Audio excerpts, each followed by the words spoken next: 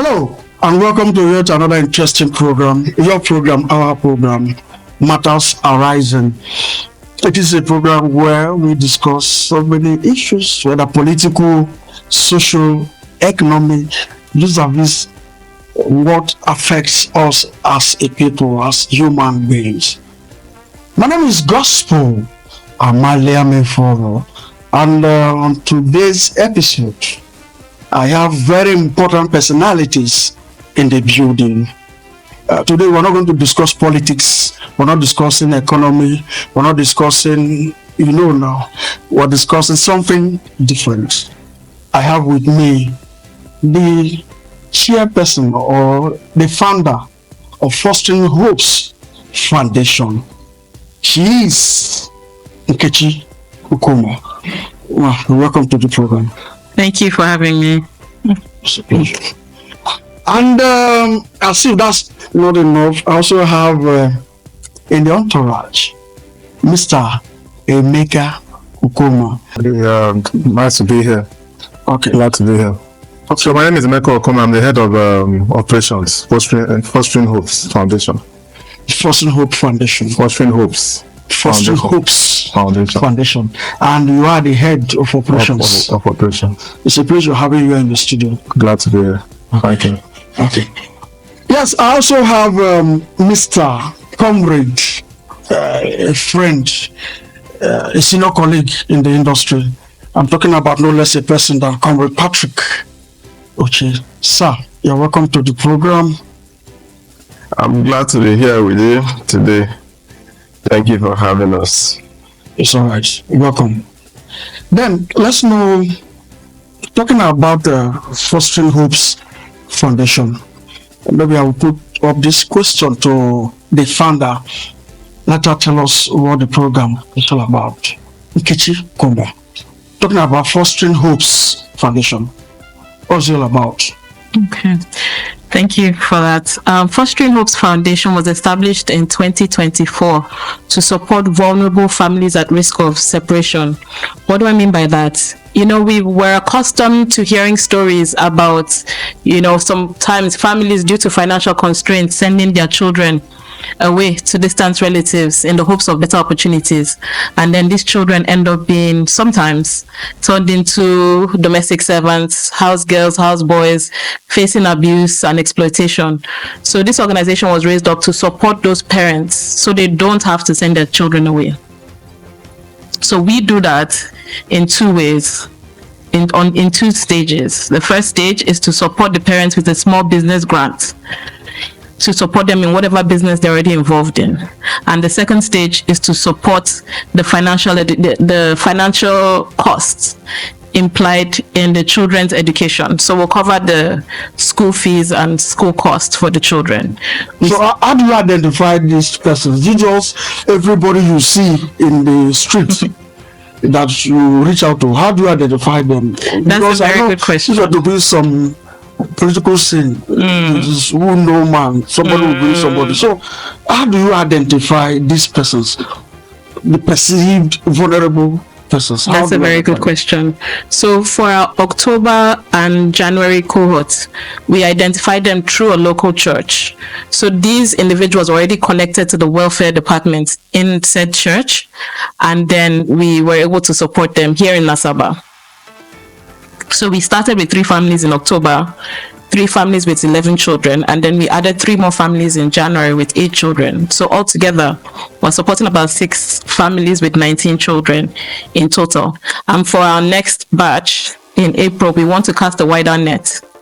So it doesn't seem like we're just an Asaba organization. We cover the whole of Delta State, so we want to cast a wider net to get. Have you reached out to those in the village? We're talking about welfare departments who are captured in the welfare department of churches. What about those in the village? That's a very good question. Like Ejemaniogo, Ewulu, Ishiago, Adonte, Uberikoko, Ifrobo, just name it. Are you not planning to reach out those areas?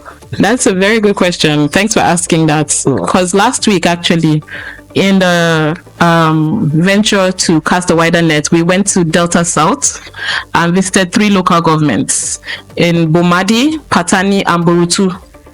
So Borutu is like an hour away from Efuru by boat, by speedboat. So we went out to these communities to profile vulnerable families in the hopes of, supporting them at some time in future. So we're able to capture about 58 families in that trip. Okay, meaning that whatever you are doing, your tentacles are spread all Yes. over, depending on the availability of funds. Yes. Who are your sponsors? You have supporters from. How do you get this fund that you are using to help out? Yes. So we started with personal funds, and we've been connecting with different governmental bodies and personal organizations, private organizations as well. We've gotten a lot of good feedback, and we're still in the process of securing partnerships. So we've spoken to the Ministry of Women Affairs. They're very interested in what we're doing. We're hoping to have them at the event on April 5th, coming up on April 5th. We spoke with the Ministry of Humanitarian Services. Again, they're very interested in what we're doing, hoping to have at least delegates attend. We spoke to the local government chairman of Oshimini South.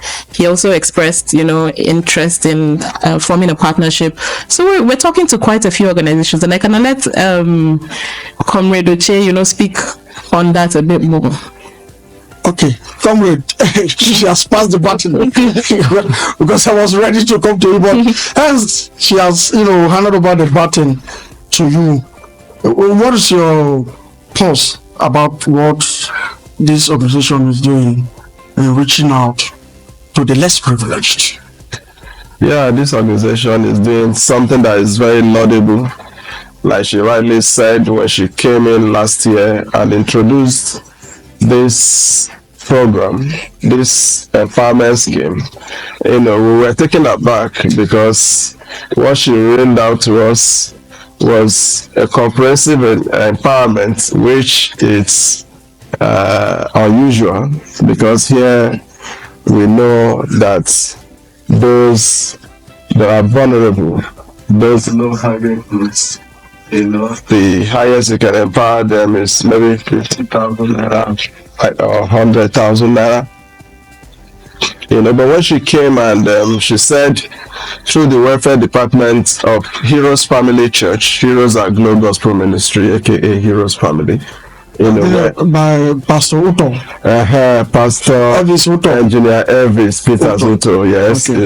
is the senior pastor, and we thought it was just like a joke, but she made it a reality at the end of the day. So the first 3 families that were empowered were families that the welfare department was already supporting, by giving them food, money to support them with their families and all of that. The women mostly were empowered in that first 3 families. One had lost the husband, another one, the husband is in prison, over one offense or the other. Then the third person has a husband, but the husband is not doing that much, relying on the woman to cater for the family. So when we picked these 3 families, we gave them money to support their businesses. But the good aspect of it is that their children were put on scholarship. And this scholarship runs from nursery to secondary school. It's not a one-off thing. You understand? So it was a huge one to us. While we were still basking in that euphoria, in January she called that she's going to add another 3 more families and their children. So in January we added extra 3 families with 8 children. So in total, she's supporting 6 families and 19 children. So it's a whole lot. And when she came down and said, in order to sensitize what she's doing here in Nigeria, that there is need for a program that would draw attention of people in government, stakeholders, traditional rulers, to what she is doing in a bid to expand her tentacles, like she said. And that is how we started the Walkathon project, which is going to be a walk from Agbor to Asaba. So far, we have visited traditional rulers, carrying out advocacy. Sorry for trying to cut you there. Trekking, but that will now lead us to the next issue now. Talking about trekking. Yes. From where? From Agbor to Asaba. You say?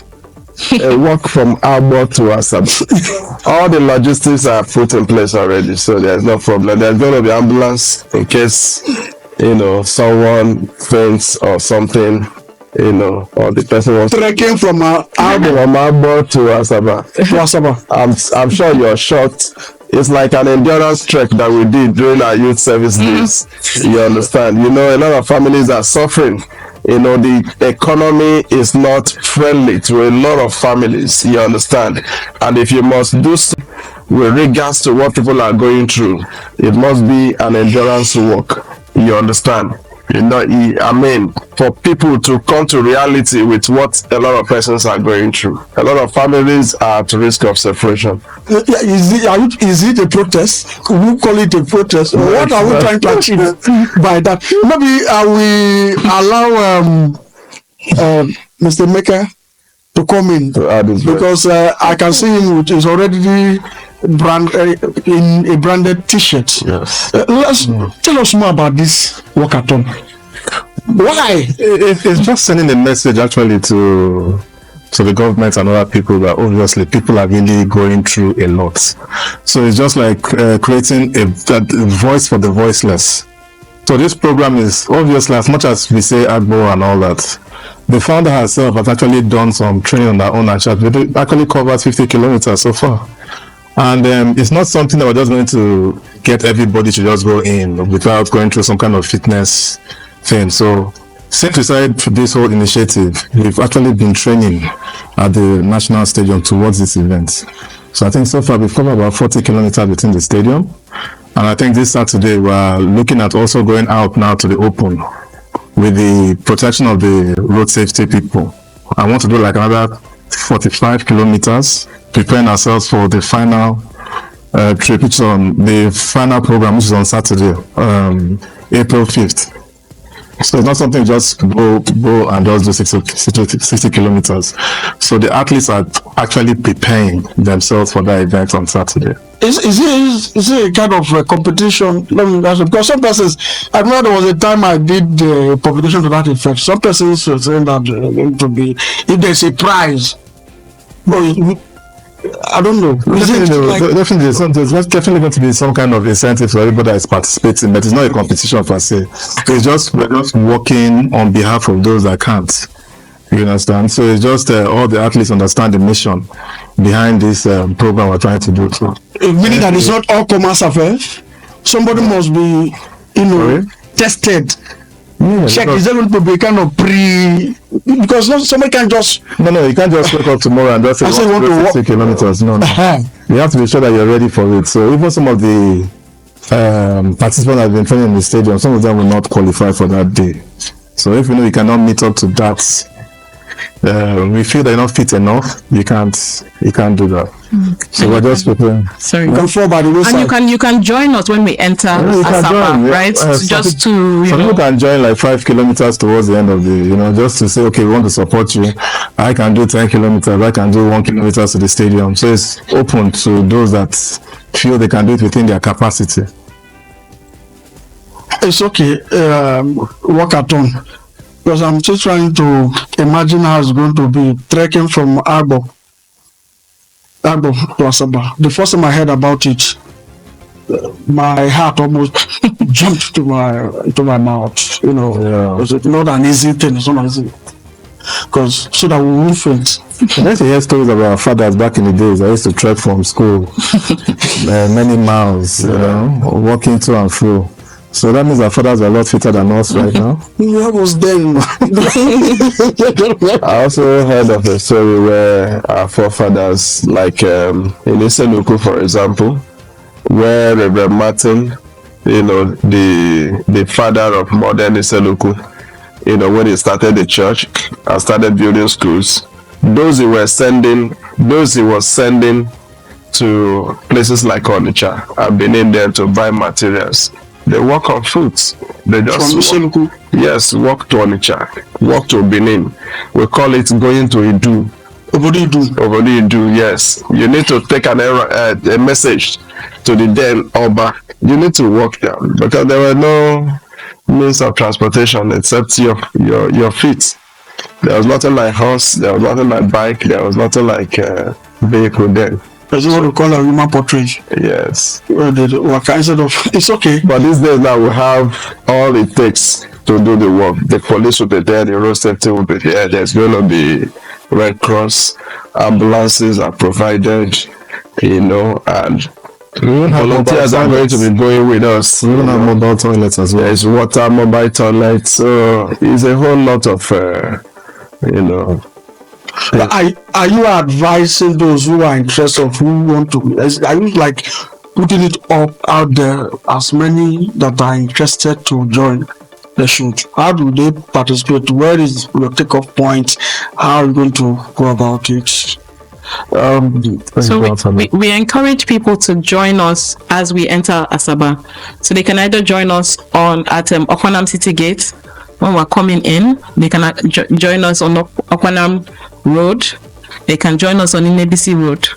Just as we walk, we're going to try and leave like live updates so people know where we are and where they can join us to meet us, because we don't want to be responsible for anybody having any issues on that day, right? So we want to encourage people to just walk at the pace they're used to, walk at the length that they're used to. So that's why we want to encourage people to do about 10 kilometers and below on that day. We don't want anybody who hasn't been training with us to just want to do the whole Agbor to Asaba walk. Okay, so if I want to join, from here to Okwanam City Gates, how many kilometers? Because if I want to join, Actually, roughly about 10 kilometers. Yeah, about 10 to 12. About 10 to 12 kilometers. I think I go, but it's all right.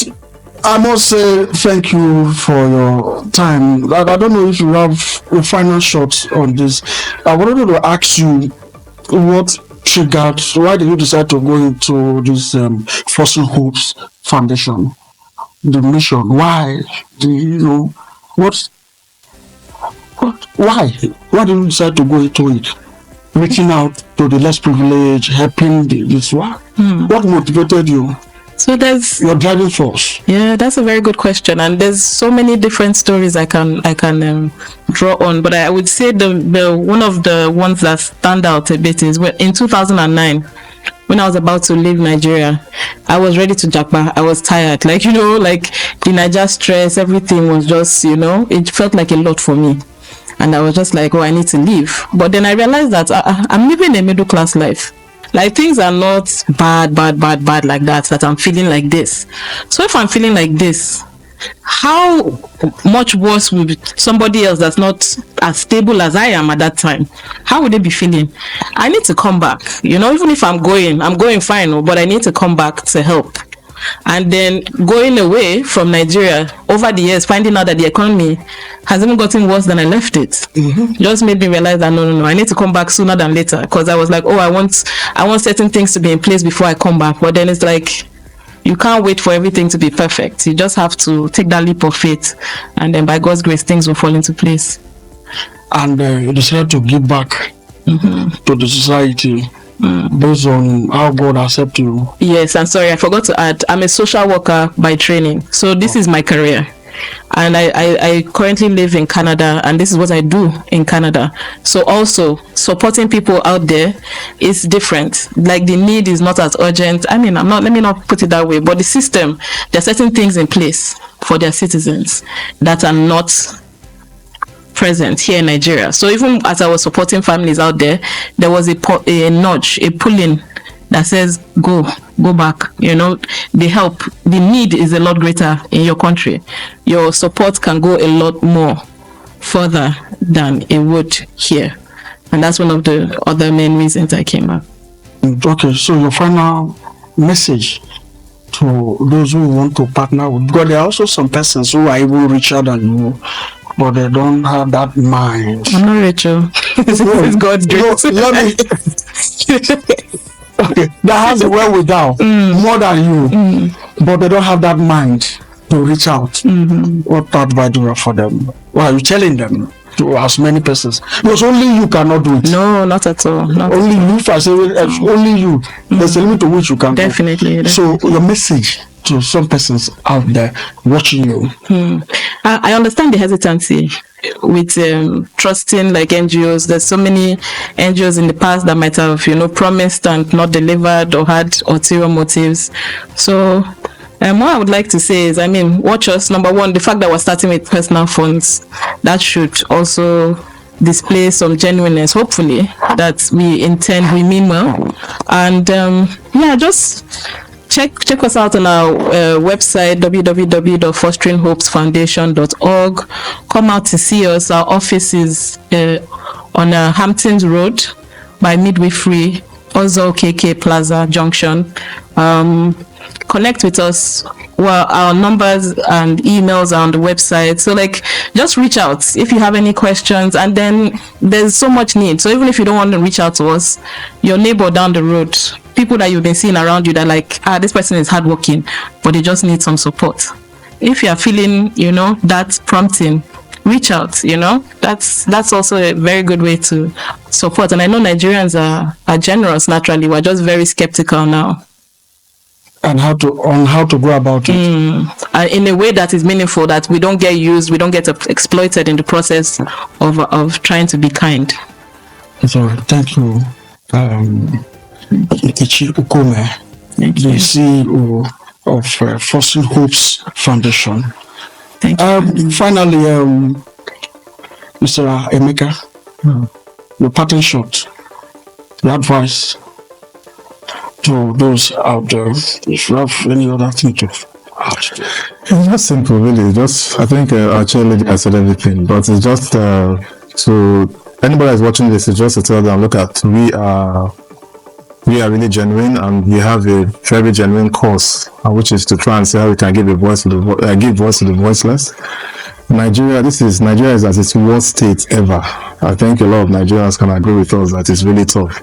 So we need each other's inputs to help each other, So let's see how we can get meaningful Nigerians that can come on board, go to our website, see how we can reach us, see how we can now expand the reach to get more people involved in our program, and then help more Nigerians. A lot of Nigerians are suffering.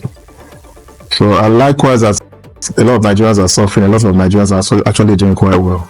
So if we can actually reach out to some of them to say, okay, let's try and see how they can help this program, it will be fantastic. Yeah, Mr. Patrick, your parting shot. Well, the speakers that spoke, they've all summed it up to what is going on in our country today.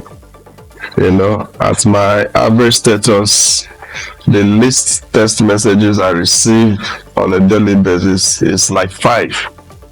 All asking for one favor or the other. That is to tell you. Especially when they know where you are working. Yes, now. When they know. As an appointee. Yes, and forget appointee. So. Okay, as a journalist. Yes. I'm a journalist, and you know that we live on certain society. You understand? So really, it's not easy, and that is why what Nkechi Ukome is doing is laudable and should be appreciated by all. So that was what triggered, me having been involved in humanitarian services. So I feel, we should support this, because through her and through this foundation,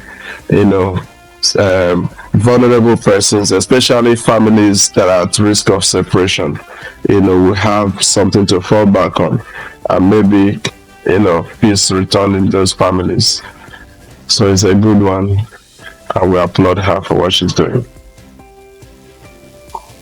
All right, thank you, gentlemen and the lady in the studio. I must say a very big thank you for your time, and I know by the grace of oneness, we'll reach out to you, we will come. And hopefully we're going to meet on April 5th. Shebi, Yes. by the grace of God, on 60-kilometer walkathon. It's all right. I want to say thank you for your time. Comrade Patrick Uche, thank you for your time. Okay. And comrade, let me give you that comrade. Emeka, Ukome, thank you for your time too. And comrade too, because that injury to one is an injury to all. Yeah. And the spirit of that comradeship, trying to reach out, I want to say thank you for your time, for coming. And our prayer that God will give you that enablement to continue, and the way without to continue this journey of helping the less privileged in the society. Thank you for your time. Thank you. On that note, I want to say thank you. My name is Gospel Amalia for saying thank you. Join us same time, same station next week. Bye for now.